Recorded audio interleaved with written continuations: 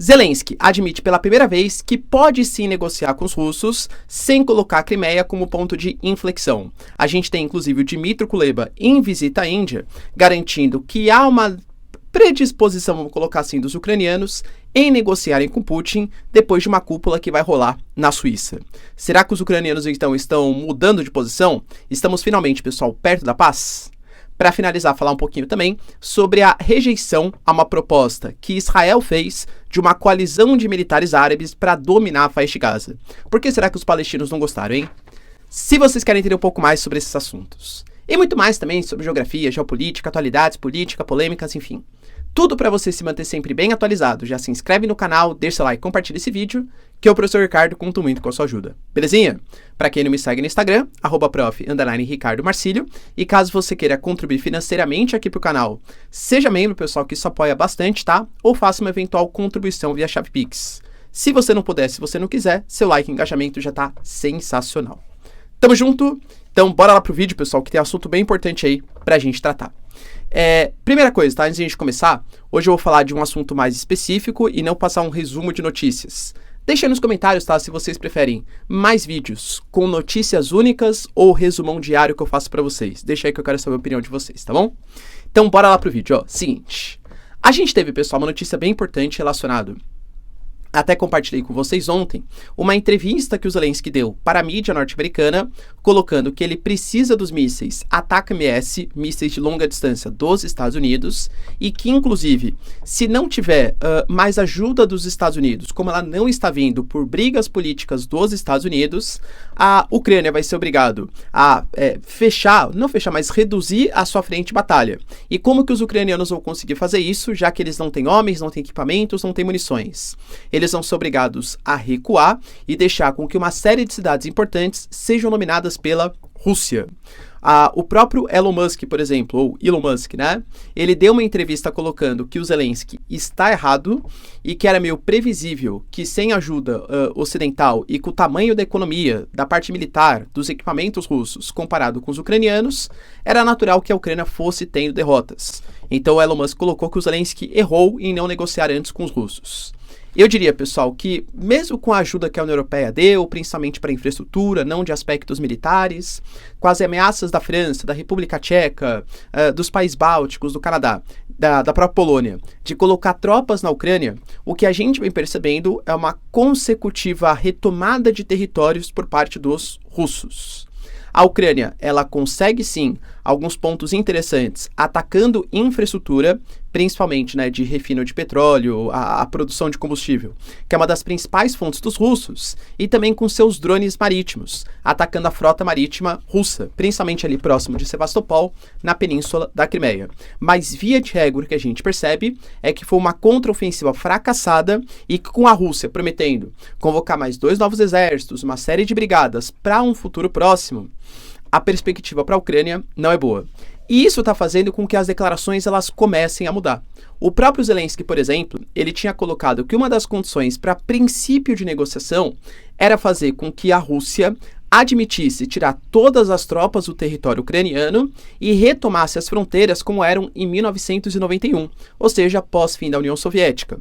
Na prática, fazendo com que todos os territórios que foram ocupados e invadidos pela Rússia desde 2013 2014, incluindo a península da Crimeia, voltasse para o território ucraniano. Eu diria, pessoal, que assim, depois da construção da ponte da Crimeia, da Rússia retomando a Ucrânia, enfim, até os outros territórios também pós-2022, eu diria que pelo menos no momento isso é impensável para os russos. Os russos colocam, o próprio Peskov falou, tá? Olha, a Ucrânia tem que entender que para partir de um princípio de negociação, as condições mudaram. Porque, segundo a Rússia, todos os territórios que foram invadidos, dominados, Zaporizhia, Lugansk, Donetsk, Kherson, enfim, hoje fazem parte do território russo. Segundo eles fizeram consultas populares, plebiscitos, votações, e inclusive nas últimas eleições entre aspas aí, né? Mas enfim, que elegeram Putin, essa população votou. Ou seja, para a Rússia, isso é território da Rússia.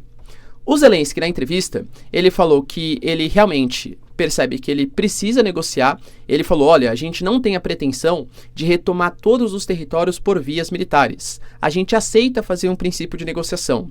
E pela primeira vez, ele falou que essa negociação não precisa necessariamente incluir todos os territórios pós-1991, pós o fim da União Soviética, mas que precisa sim fazer com que todos os territórios que foram invadidos pós-2022 sejam voltados, né, sejam reanexados, sejam, enfim, retomados aí pelos ucranianos.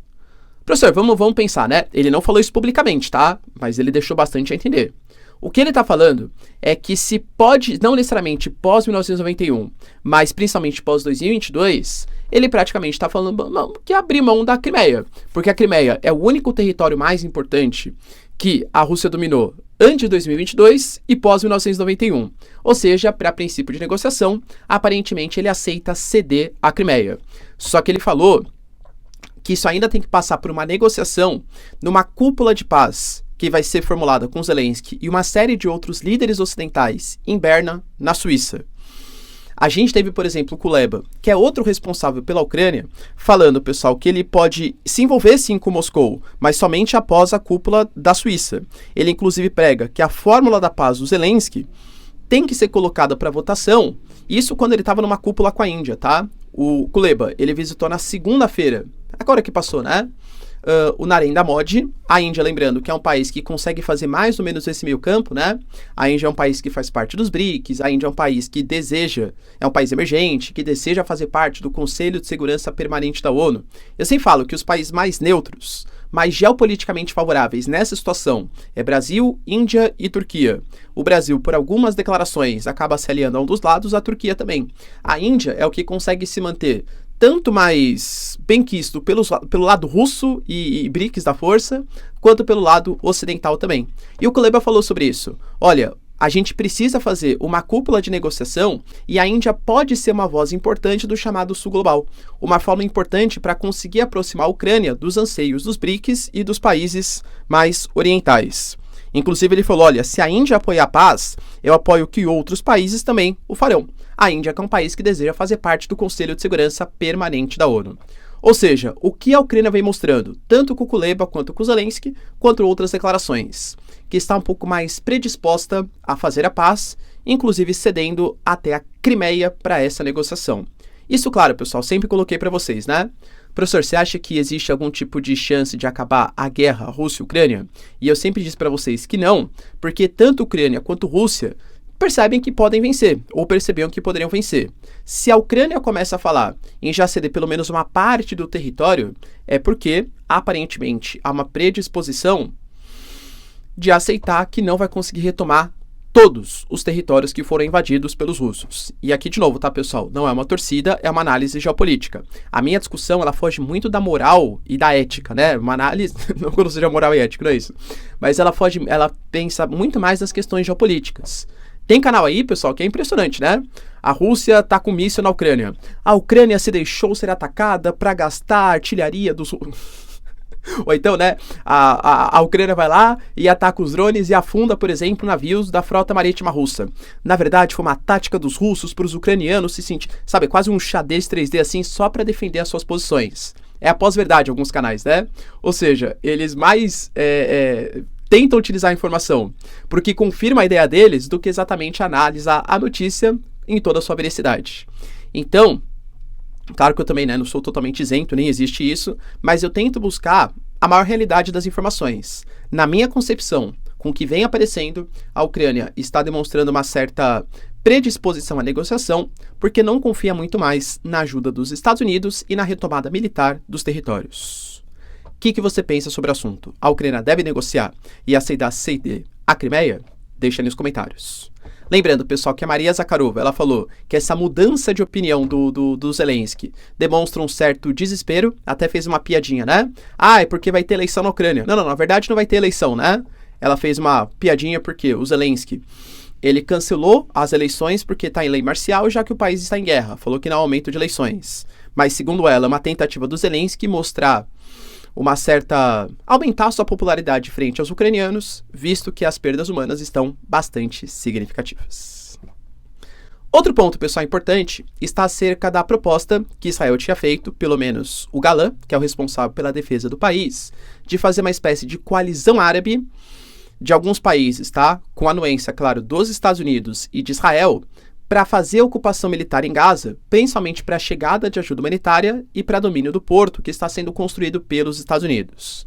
Isso, segundo Israel, mostraria uma predisposição do Ocidente em fazer com que árabes, ou pelo menos um grupo de países árabes, controlem a faixa de Gaza, para mostrar que eles não estão dispostos somente a dominar totalmente o território de Gaza.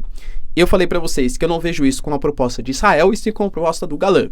Galan e o Estado israelense, Galan e Benjamin Netanyahu, Galan e Smotrich, Ben-Gvir, não se dão exatamente bem.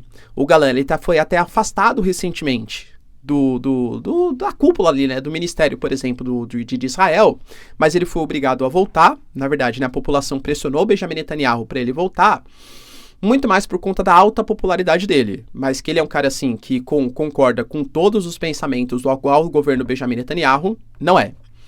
Os palestinos rejeitaram. A Aliança Palestina, formada pela Jihad Islâmica, pelo Hamas e por outras organizações, rejeitou a ideia, falando que, na verdade, essa é uma armadilha, possível armadilha dos sionistas, porque esses árabes que vão ser colocados ali, eles vão estar sob domínio dos Estados Unidos e de Israel, ou seja, vai ser uma governança indireta.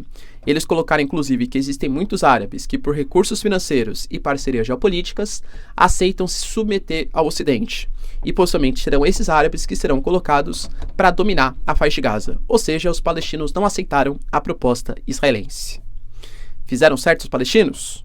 Deixa aí nos comentários, quero saber a sua opinião. Do mais, pessoal, excelente Páscoa aí para vocês. Tamo junto, beijos, abraços e tchau, tchau.